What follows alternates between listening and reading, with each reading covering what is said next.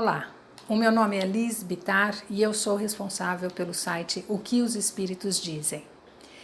Este vídeo é a parte 2 de um vídeo que fizemos sobre obsessores. No vídeo anterior, a gente falou dos obsessores que a gente traz para a nossa vida diária através das nossas escolhas de vida, dos nossos sentimentos, dos nossos pensamentos e das nossas ações. É que nem quando você está sintonizado numa estação de rádio. Você sintoniza naquela estação e todas as pessoas que estão sintonizadas na mesma estação ouvem a mesma música. É assim com os nossos companheiros espirituais. Dependendo da vibração, da faixa vibratória onde nós nos sintonizamos, nós vamos atrair espíritos que estão naquela mesma sintonia. A boa notícia é que somos nós que escolhemos em que estação nós queremos sintonizar e qual a música que queremos ouvir. Agora, existe um outro tipo de obsessão que eu considero até mais séria, que são os obsessores que nos perseguem através das encarnações, são obsessores de outras vidas que a gente traz. Lembrando que nós não somos espíritos perfeitos, nós estamos numa escola, estamos em aprendizagem aqui, e se hoje somos imperfeitos com tantos defeitos, no passado fomos ainda piores, mais ignorantes, sabíamos menos. Então, todos nós trazemos uma carga, uma história. Todos nós cometemos erros no passado, alguns mais graves, outros mais leves, mas ninguém está isento de erros, porque faz parte da escola, do progresso do espírito, faz parte do aprendizado. Errar, reconhecer o erro, corrigir e acertar. Então, todos nós temos passado atrás da gente e podemos trazer obsessores. Quem são os obsessores nesse caso? São os nossos companheiros do passado que ainda não conseguiram nos perdoar. São nossos irmãos que nós podemos ter ferido no passado e que ainda não se libertaram desse sentimento de ódio que alimentaram quando foram feridos por nós no passado. Então, para ilustrar, eu quero contar uma história hipotética de 3 personagens. Vamos inventar aqui 3 personagens. O Joãozinho, casado com a Mariazinha, muito feliz, apaixonado pela Mariazinha, pai de 3 filhos lindos, trabalhador, homem do lar, realmente apaixonado pela esposa com quem ele vivia o que ele achava que era um casamento perfeito. Mariazinha, sua esposa. E temos o Ricardo, vamos chamar de Ricardão. O Ricardão era amigo de infância do Joãozinho, sócio nos negócios, amigo, confidente, parceiro, melhor amigo do Joãozinho e também nos negócios.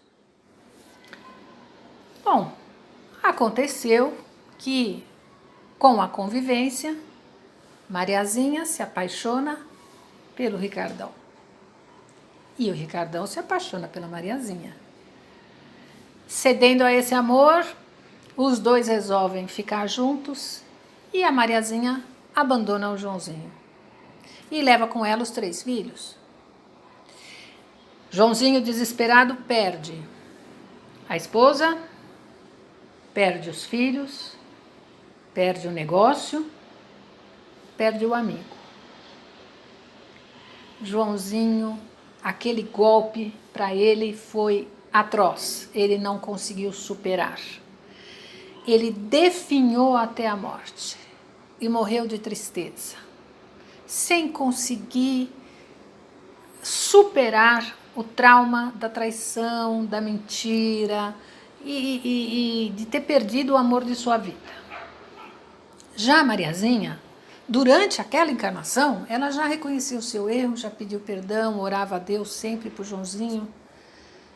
E o Ricardão viveu feliz com a mulher que ele escolheu, eles se amavam, Mariazinha e Ricardão, mas ele, depois de desencarnado, também reconheceu que agiu mal, pediu perdão, pediu novas encarnações para poder reparar esse erro.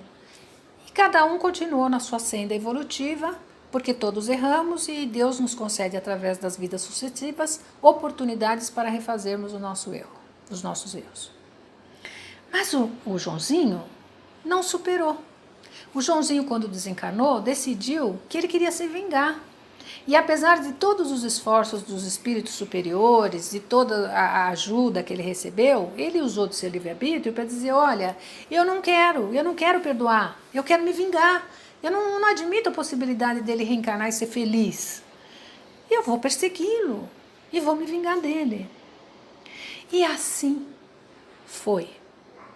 Ricardão reencarna e Joãozinho se transforma no seu mais ferrenho obsessor. Não permite que ele seja feliz, traz desarmonia para o lar, brigas, problemas na vida profissional, com os filhos. Ele arruma confusão, onde ele pode ele arruma confusão. E sempre destilando muito ódio para o Ricardão, porque ele realmente não admite a possibilidade do Ricardão ser feliz. O que é esse sentimento do Joãozinho, se não um sentimento de revolta, dominado pela incapacidade de perdoar? E como nós vamos resolver essa situação? Com fórmulas? Com rituais? Pedindo para os espíritos superiores expulsarem o obsessor? Sem reconhecer que o obsessor, o Joãozinho, também é filho de Deus? Também tem livre-arbítrio, também tem direito a se recompor. Então, as fórmulas mágicas, elas não existem. Esses casos de obsessão, eles denotam que um foi muito ferido, o outro feriu demais. Ambos estão em débito e ambos precisam se acertar. Então eu quero que vocês me digam, como que é possível a gente se livrar, entre aspas, de um obsessor? Que foi alguém com quem tivemos estreitos laços e a quem ferimos muito. Como? Como nos livrarmos?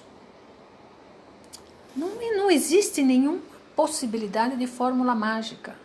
A única possibilidade de resolver isso é se o Joãozinho finalmente perdoar o Ricardão. Só através do perdão ele vai se desvencilhar desses sentimentos inferiores que ele traz contra o Ricardão, com razão ou não. Aqui não cabe julgar ninguém. Então, é isso, o tratamento que propõe as casas espíritas, quando a gente fala, olha, vai tomar 10 passes, vai 10 sessões. Nossa, mas um mês indo lá tomando passe, 2 meses indo lá tomando passe, mas para que serve isso? Gente, acha que com uma varinha mágica, plim, resolve? E a gente vai simplesmente expulsar o Joãozinho obsessor, que também é filho de Deus? Deus permite essa aproximação e essa obsessão com um único intuito de promover o perdão e o amor. Deus não é vingativo, Deus não faz pirraça, Deus não quer que a pessoa, vai sofrer, hein? Vai sofrer, tô castigando. Não é por aí, Deus não é mesquinho, Deus não é pequeno. Todos os caminhos de Deus conduzem ao amor, não existe outra fórmula, não existe outra possibilidade. Todos os caminhos de Deus conduzem ao amor. E a possibilidade de reencontro entre um encarnado e um desencarnado, um obsidiando o outro, é para que se promova o reacerto, a redenção de uma alma, não a expulsão do obsessor, mas a cura. E a cura só se dá através do perdão. Eu sempre falo que os ciclos de vida, os ciclos de progresso do espírito, eles só se concluem quando a gente atinge o ponto de equilíbrio que é o amor, é o perdão. Então, a história do Joãozinho e do Ricardão ainda não se concluiu. Esse ciclo ainda não se fechou. Ele vai se fechar quando eles conseguirem se perdoar e quando chegarem num ponto de equilíbrio, que é o amor fraterno, o perdão. E aí o ciclo se fecha, o Ricardão vai viver a vida dele, o Joãozinho vai viver a vida dele e tá tudo certo. Então, as obsessões, Deus permite as obsessões para que essas almas se reencontrem, se perdoem, se ajudem, encontrem o ponto de equilíbrio que é o amor. Como então trabalham os espíritos obsessores no caso de obsessão? Desculpe, como trabalham os espíritos protetores no caso de obsessões? Não é impondo, ninguém vai chegar pro Joãozinho, vai prender o Joãozinho e falar: sai daqui que você está perturbando a vida do Ricardão e acabou. Não, o obsessor também é filho de Deus. O processo de desobsessão é um processo de amor, de respeito para uma alma doente que precisa de ajuda. Os sãos não precisam de médico. É uma alma que precisa de ajuda. E os espíritos superiores, com amor, num processo de convencimento, vão iluminando esse espírito para que ele compreenda que precisa dar um passo à frente, que precisa se libertar dos sentimentos inferiores, de traição, de ódio, de vingança, que a justiça de Deus se faz, as coisas vão se acomodando, que ele também tem direito à felicidade, que ele também tem quem o ame, que ele também vai conseguir progredir. Então é um processo de convencimento e é um ato de amor. Os espíritos superiores não trabalham pela imposição, pelo ódio, pela regra, faz isso, tô mandando, sai, tô te expulsando. Não é por aí. É sempre um ato de amor. E nós que trabalhamos em processos de desobsessão nas casas espíritas, nós temos que entender que os obsessores, por mais errados que pareçam, porque a gente sempre vê só um lado da história, e também não nos cabe ver e também não nos cabe julgar, nunca, mas que são criaturas necessitadas de luz, de ajuda, de amparo, de encaminhamento. É por isso que os processos de desobsessão são processos lentos, porque é um processo de amor. Então não procurem soluções mágicas, procurem sim o perdão. A pessoa que está obsidiada, a gente recomenda, faz evangelho, lê o evangelho todo dia. Fala, não, mas vai no centro espírita, manda a gente rezar. Gente, não tem um negócio para eu tomar, não tem uma plantinha, uma rezinha, uma coisa mais forte que eu, expulsa esse obsessor. Não é assim que funciona a caridade cristã. Então, por que a gente recomenda o evangelho? Qual é a vantagem de você recomendar o evangelho? Na leitura diária do evangelho, o obsedado vai se educando, se evangelizando, ao mesmo passo que educa e evangeliza o obsessor. Vai compartilhando com o obsessor, porque os dois estão profundamente ligados, vai compartilhando os sentimentos mais nobres, cristãos, de perdão, de elevação, de aprendizado, de equilíbrio. Então, o obsedado vai se evangelizando e vai evangelizando o obsessor, pedindo a redenção de uma alma, pedindo a cura de uma alma, pedindo que se acertem pelo perdão, pedindo aquele ponto de equilíbrio que é o amor fraterno, onde cada um vai falar, bom, agora estou em paz, segue o seu caminho, eu sigo o meu caminho em paz. Então é assim que se tratam os processos obsessivos dentro das casas espíritas, procurando não se livrar de um incômodo, mas resgatar uma alma, resgatar um espírito em profundo sofrimento.